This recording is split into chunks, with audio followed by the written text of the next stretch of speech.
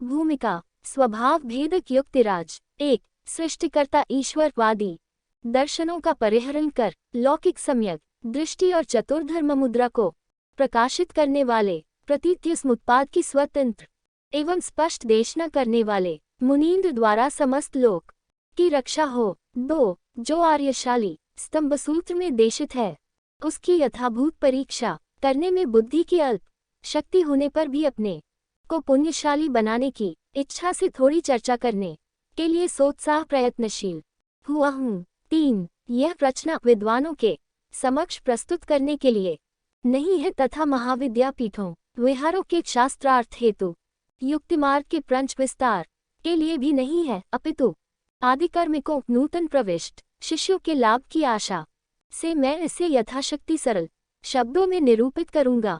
प्रतीत्य नए द्वारा दर्शन के अन्वेषण की विधि। 4. प्रतीत्य समुत्पाद की देशना का प्रयोजन शास्ता शाक्यमुनि तथागत ने प्रमुख रूप से तथा स्वतंत्र रूप से प्रतीत्य समुत्पाद की देशना की है, इसीलिए वे अनुत्तर शास्ता तथा उत्तम जगत गुरु कहलाए। शास्ता ने देखा कि संसार के प्राणी सत्वक मुख्य रूप से पदार्थों धर्मों की वास्तविक स्थिति को स्वयं विपरीत रूप से समझते हैं, इस कारण वे विभिन्न प्रकार के उपद्रव अशांति और विपत्तियों में पड़े हैं। ऐसा देखकर उन सत्वों को उन विपत्तियों से पूर्ण रूप से मुक्त करने के लिए उन्होंने उन पदार्थों धर्मों की वास्तविक स्थिति को यथावत दिखलाना आवश्यक समझा।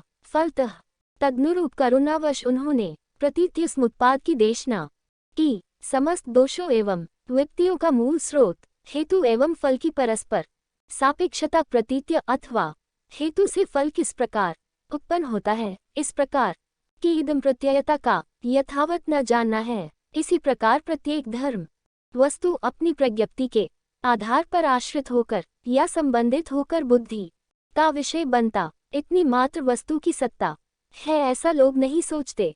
प्रत्येक धर्म की सत्ता या स्वभाव व्यवहार में आरोपित मात्र है, इससे संतुष्ट न होकर व्यक्ति उसे सक्षम खोजने पर प्राप्त हो सकने वाला स्वतंत्र एवं स्वभावतः सिद्ध प्रकृतित सिद्ध ग्रहण करते हैं। इस प्रकार ग्रहण करने वाले अहम एवं मम को स्वीकार करने लगते हैं।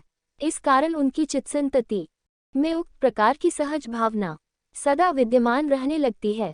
इसी वजह से मैं, मेरा और स्व पर आदि से संबद्ध स्वजाति, स्वदेश, स्वधर्म आदि स्वपक्ष और तदितर परपक्ष का ग्रहण करने लगते हैं। इस कारण ही राग एवं द्वेष आदि समस्त क्लेश और विपत्तियां उत्पन्न होती रहती हैं। प्रतीत्य समुत्पाद